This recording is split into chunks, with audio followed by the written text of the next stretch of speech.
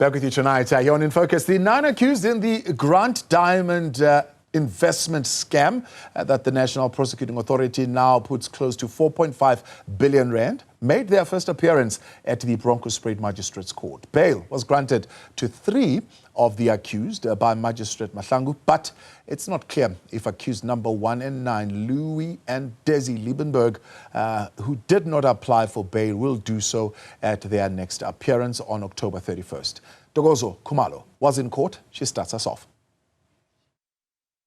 Court A at the Bronkhorstspruit Magistrate Court was filled to the brim as the 9 accused in the alleged 4.5 billion rand diamond investment case made their first appearance.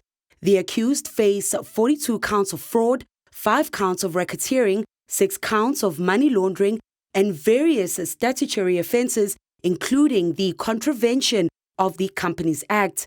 Magistrate Vusumuzi Mahlangu granted 3 of the 9 bail, 20,000 rand for Helena Schulenberg and Magdalena Klehans, and 100,000 rand for Louis Liebenberg's lawyer, Walter Neerdinger, who was excited to go home. It's an adventure, right? I mean, like anybody who's been inside, locked up in the cells, you know, the feeling that you have when you're there, I mean, you're on your own. You're cut off from any contact. I mean, your phones are taken. So you rely on people on the outside. And I feel so grateful. I've got people who support me. Neerdinger admits there's still a long road ahead to prove his innocence. The state alleges that the accused used the proceeds of the diamond investment scheme to buy movable and immovable assets, including 2 mines, cars, and bowled out on lavish holidays. The case itself is a vast and voluminous matter. I mean, it's not a matter that will be finalized in a few days. I've heard it will take about 2 months. They're going to reserve 2 months for the case to be heard. It will also take a long time.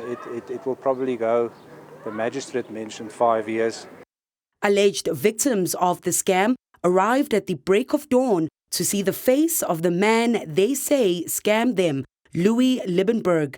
One such investor says they met Liebenberg nearly a decade ago and invested 200,000 rand over a few months. Nobody's going to get money. I think there were selected few people that was paid out, but that was to attract people. You know, I pay you and I pay you. So no, I've written off that money, bad experience, but today I will look him in the eye. Another victim says he wanted to personally see Liebenberg in the dock after being scammed 150,000 rand. Mainhardt says he was hurt when Liebenberg allegedly refused to give him back some of his investments as his daughter was dying from cancer. Louis said if there's an emergency, he will pay your money out. Not a profit, only what you put in. So I went and I put it on the group with a photo with my child. And I said, Louis, that's what happened with my child. She got cancer. She got only a few days left to live. Can I please get my money back? Yeah. So I can provide at least a better bed for her or something. And he told me, fuck off. Willem Feza almost fell victim to the scam when he met Liebenberg a few years ago and was enticed into investing. But he claims he quickly caught on to the scam and walked away. He alleges Liebenberg started to slander him online soon after that, especially when he learned he was assisting some of the victims come forward. They didn't get anything back. In fact, they had to pay to the liquidators because how it works after the scheme falls apart, everyone that had any money or took any money out of the scheme needs to first pay that money back into the scheme before it gets divided equally among the people that lost money proportionally to how much they put in. The state told the courts that the scam is one of the biggest they have ever encountered. The NPA did not commit to whether it will oppose bail for Liebenberg and his wife.